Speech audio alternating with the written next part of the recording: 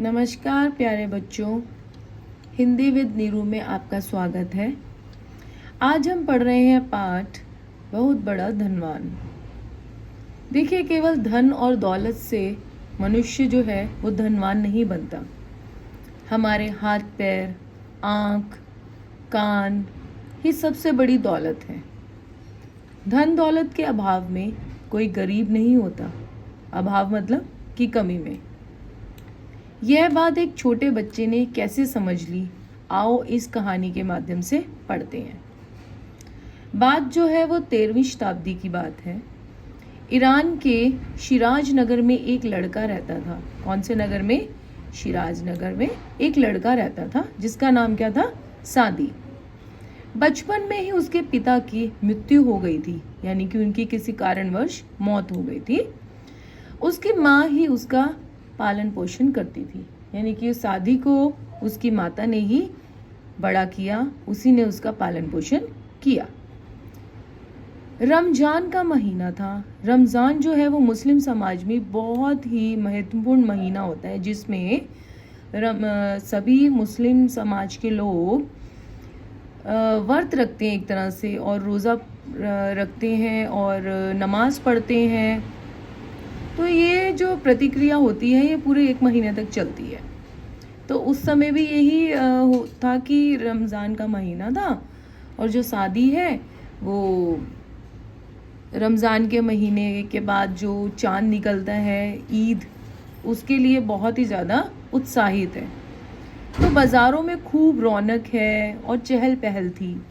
शाम का समय था। लोगों की निगाहें मतलब दृष्टि, उनकी नज़रें आसमान की ओर लगी थी। आसमान की ओर इसलिए लगी थी क्योंकि सबको इंतज़ार था कि आज चांद दिखे तो कल ईद हो। सादी भी चांद के दिखाई देने का इंतज़ार कर रहा था। वो भी चाह रहा था कि जल्दी से चांद निकले और वो भी रमज़ान के जो महीने में उसने रोज़े रखे हैं उसका अंत हो और वो पूर्ण हो जाए। ठीक है, तभी लोगों की आवाज़ सुनाई दी। क्या सुनाई दी लोगों की आवाज़? चांद दिख गया, चांद दिख गया। तो सादी भी खुशी से क्या बोलने लगा? चांद दिख गया। चिल्लाता हुआ अम्मी के पास गया और बोला, अब कल ईद होगी ना अम्मी, मैं नए कपड़े पहनकर मेले में जाऊंगा। उसने अपनी अम्मी को से बोला कि कल तो ईद है तो मैं नए कपड़े पहनूंगा ईद में। जैसे हर छोटे बच्चे को ये होता है कि हम किसी जगह जा रहे हैं, नई जगह, तो हम नए कपड़े पहने। ऐसे उसने भी अपनी माँ से अपनी जो ख्वाहिश थी, अपनी इच्छा रखी कि मैं भी नए कपड़े पहनकर कल ईदगाह देखने के लिए ईदगाह जाऊंगा। अब क्या हुआ, उसकी माता ने उसको क्या बोला? उसने कहा, हाँ बेटा, कल ईद होगी, तुम कल नए कपड़े पहनना, माँ ने कहा। अचानक सादी को याद आया। क्या याद आया? वह बोला, पर अम्मी मेरे नए जूते तो आए ही नहीं, आपने कहा था कि ईद से पहले ले आएंगी। अब उसने एक और फरमाइश भी रखी थी कि केवल नए कपड़े नहीं चाहिए मुझे, साथ में मुझे नए जूते भी चाहिए। अब ऐसा सुनकर माँ के चेहरे पर उदासी छा गई। अब उसके चेहरे पर उदासी क्यों छाई? क्योंकि उसके पास इतना पैसा नहीं था, इतना धन नहीं थी कि वो उससे नए कपड़े भी ले सके और अपने बेटे को नए जूते भी दिला सके। क्योंकि उसके पिता की मृत्यु के बाद वे जैसे तैसे घर का खर्च चला रही थी। एक एक पाई जोड़कर, एक एक पैसा जोड़कर उसने शादी के लिए नए कपड़े तो ले लिए थे, पर जूते नहीं खरीद पाई। उसकी आंखों में आंसू झलक आए मुहावरे का प्रयोग है, यानी कि वो उदास हो गई। माँ को उदास देखकर सादी ने कहा, अम्मी आप उदास मत होइए, खुदा ने ना मालूम क्यों हमें इतना गरीब बनाया है। मैं पुराने जूते ही पहन लूँगा, आप बस रोना बंद कीजिए, कल तो ईद है, खुशी का दिन है। सादी ने क्या किया? अपनी माँ को गले लगाया और उसे रोने से मना किया कि आप मत रोइए, क्योंकि कल तो खुशी का दिन है, ईद का दिन है, और आप मेरे जूतों की फरमाइश को लेकर इस तरह से मत रोइए। ठीक है। रात को सोते हुए सादी के सपने में एक फरिश्ता आया। फरिश्ता कौन होता है? जो देवताओं का दूत होता है, जिसे हम देवदूत भी कहते हैं। देव मीन्स ईश्वर, भगवान। दूत जो उसकी उसका संदेश दे। किसका? ईश्वर का। यानी कि वो जो ईश्वर जो उसे संदेश देते हैं वही संदेश देने वो मनुष्य के पास आते हैं, इसीलिए हम उसे फरिश्ता कहते हैं।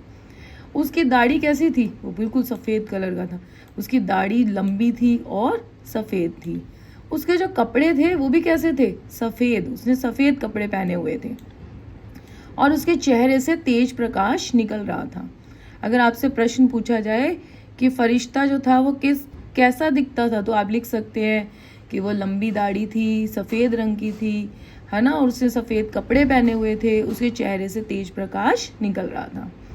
तो फरिश्ते ने सादी को हाथ पकड़कर उठाया, क्योंकि रात का समय था। सादी क्या कर रहा था? सो रहा था। उसने हाथ पकड़कर उसे उठाया और अपने साथ एक बड़े से महल में ले गया। कौन? फरिश्ता। महल की शान और शौकत देखकर सादी की आंखें फटी की फटी रह गई। आंखें फटी रह जाना मुहावरे का प्रयोग है, इसका अर्थ है हैरान हो जाना। तभी फरिश्ते ने उसे एक कमरे के भीतर जाने को कहा। सादी को। सादी ने कमरे का दरवाजा खोला तो उसे अंदर से रोने की आवाज सुनाई दी। एक व्यक्ति रोते हुए दुआ कर रहा था। दुआ कर रहा था मतलब प्रार्थना कर रहा था, ईश्वर से कर रहा था। क्या कह रहा था? ए खुदा, मुझसे ये सारी धन दौलत ले लो, लेकिन मेरी आंखों की रोशनी मुझे बख्श दो। अब वो क्या कहता है कि मेरी आंखों की रोशनी जो है वो मुझे वापस कर दो। इसका मतलब उस आदमी को नजर नहीं आ रहा था, उसके पास दृष्टि नहीं थी, उसके पास, उसकी आंखों में प्रकाश नहीं था। अब पर उसके पास पैसा बहुत था, धन दौलत थी। अब वो खुदा से, ईश्वर से प्रार्थना करता है कि मुझसे जितनी भी धन और दौलत है वो वापस ले लो, पर मुझे आंखों की रोशनी दे दीजिए। ठीक है, वो आग्रह करता है, दुआ करता है। सादी ने कमरे का दरवाज़ा बंद कर दिया। जब उसने ऐसा देखा उसने जल्दी से दरवाज़ा बंद कर दिया। फरिश्ते ने दूसरे कमरे की ओर इशारा किया कि अब दूसरा कमरा खोलिए। तो सादी ने उस कमरे का दरवाज़ा खोला तो उसमें भी एक आदमी रोते रोते प्रार्थना कर रहा था। क्या कह रहा था? ए खुदा, यह धन दौलत, महल, 2 महले मेरे किस काम की? मैं तो चल फिर भी नहीं सकता। मेरी सारी दौलत ले लो, बस मेरे पैर मुझे दे दो। अब दूसरा जो व्यक्ति था उसके पास क्या नहीं थे? उसके पास पैर नहीं थे। पहले वाले व्यक्ति के पास क्या नहीं था? आंखों की रोशनी नहीं थी। दूसरे व्यक्ति के पास क्या नहीं था? पैर नहीं थे, पर धन दौलत दोनों के पास है। अब सादी ने जैसे ही उसे देखा उसने उस दरवाजे को भी बंद कर दिया। फरिश्ता सादी को तीसरे कमरे में ले गया। वहां भी एक आदमी धन दौलत के बदले खुदा से सुनने की ताकत मांग रहा था। अब तीसरे कमरे में कैसा व्यक्ति था? जिसको सुनाई नहीं देता था। तो तीसरा व्यक्ति कौन हुआ? जिसे सुन नहीं रहा। पहला व्यक्ति जिसे दिखाई नहीं देता, दूसरा जो चल नहीं सकता, तीसरा जिसके पास सुनने की ताकत नहीं है। यह सब देखकर सादी को जिंदगी का सच समझ आया। उसे जिंदगी का क्या सच समझ आया कि धन दौलत जो है उससे हम हर चीज़ खरीद नहीं सकते। तो हम इतने बड़े धनवान नहीं हैं। धनवान तो वही हुआ ना जो अपने जीवन में हर एक चीज़ को खरीद सके, पर ना वो आंखों की रोशनी खरीद सकता है, ना वो पैर खरीद सकता है, ना वो सुनने की ताकत। तो वो कैसा धनवान हुआ?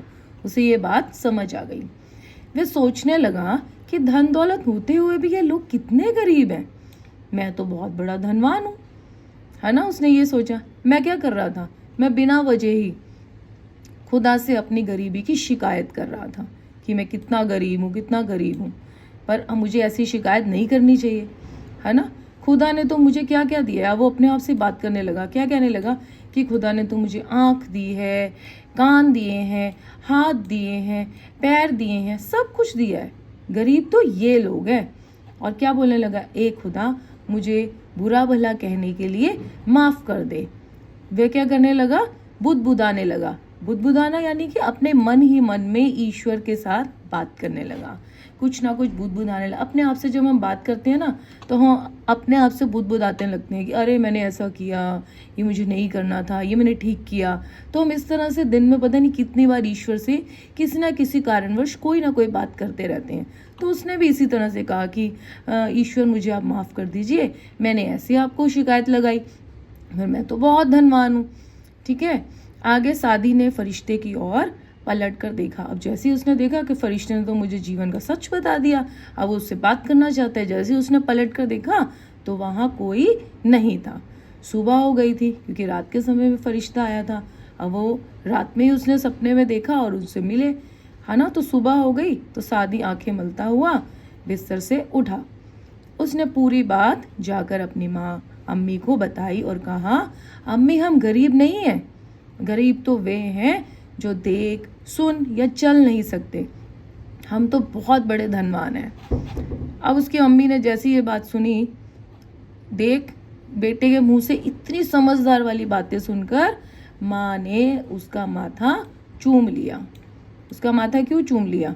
क्योंकि उसे इतने छोटे से बच्चे ने इतनी समझदार वाली बात की कि देखो उसे पता है कि जीवन में धन और दौलत से ही जीवन का सुख नहीं लिया जा सकता, है ना। अब उसे ये बात समझ आ चुकी थी, तो उसकी माँ ने उसे प्यारवश उसका माथा चूम लिया। ठीक है, अब देखिए इस बच्चे के माध्यम से हमें भी ये बात समझ आती है कि केवल धन और दौलत से हम जीवन का सारा सुख नहीं ले सकते। असली सुख कौन सा है? जो हमें ईश्वर ने दिया है। जैसे हमें आंखें दी हैं देखने के लिए, इस सुंदर दुनिया को देखने के लिए, है ना। हमें हाथ पैर दिए हैं काम करने के लिए, अगर वही ना हो तो हम कुछ नहीं कर सकते। और दूसरी तरफ सुनने के लिए कि सामने वाला क्या बात कर रहा है, अगर हम सुन ही नहीं सकते तो हम क्या जवाब देंगे? तो हम पूर्ण रूप से अपने जीवन का आनंद नहीं उठा पाते, तो हम धनवान नहीं हैं। ठीक है, अब देखिए आगे देखिए, यह सादी बड़ा होकर फारसी भाषा का महान साहित्यकार बना। साहित्यकार कौन होता है? जो साहित्य को लिखता है, उसे ही हम बोलते हैं साहित्यकार। और किस नाम से जाना गया? शेख सदी के नाम से प्रसिद्ध हुए, फेमस हुए। अब इनकी कुछ रचनाएं भी थी जिनकी वजह से हम इनको जानते हैं। वो कौन सी हैं? बोस्ता और गुलिस्तान और बोस्ता जो रचनाएं हैं वो अलग अलग भाषाओं में उसका अनुवाद भी हुआ है। अनुवाद होना मतलब ट्रांसलेट की गई हैं। तो फारसी भाषा में उन्होंने लिखी और अन्य भाषाओं में उसका अनुवाद हुआ। उनकी रचनाओं में मध्यकालीन पूर्वी समाज, मध्यकाल जो हमारा समाज है, पूर्वी समाज, उसके बारे में उनकी जो संस्कृति है, उसकी परंपरा की छाप हमें इनकी रचनाओं में पूर्ण रूप से नज़र आती हैं। यानी कि जब भी ये लिखते थे अपने समय की बातें लिखते थे, क्योंकि हर एक साहित्यकार अपने समाज को कहीं ना कहीं लेकर ही उसके बारे में ही लिखता है। ठीक है, क्योंकि जो वो देखता है वही अपने साहित्य में लिखता है। तो उन्होंने भी ऐसे ही किया, अपनी रचनाओं में क्या किया? मध्यकालीन पूर्वी समाज की जो झलक थी, जो संस्कृति थी, जो परंपरा थी, वो हमें उनकी रचनाओं में मिलती है। ठीक है, तो ये है हमारे शब्दार्थ। तो आज के लिए इतना ही। उम्मीद है प्यारे बच्चों आपको पाठ समझ आया होगा, इसका मूल संदेश, भाव आपको पूर्ण रूप से समझ आया होगा। अगली कक्षा में हम इस पाठ के प्रश्न उत्तरों को करेंगे।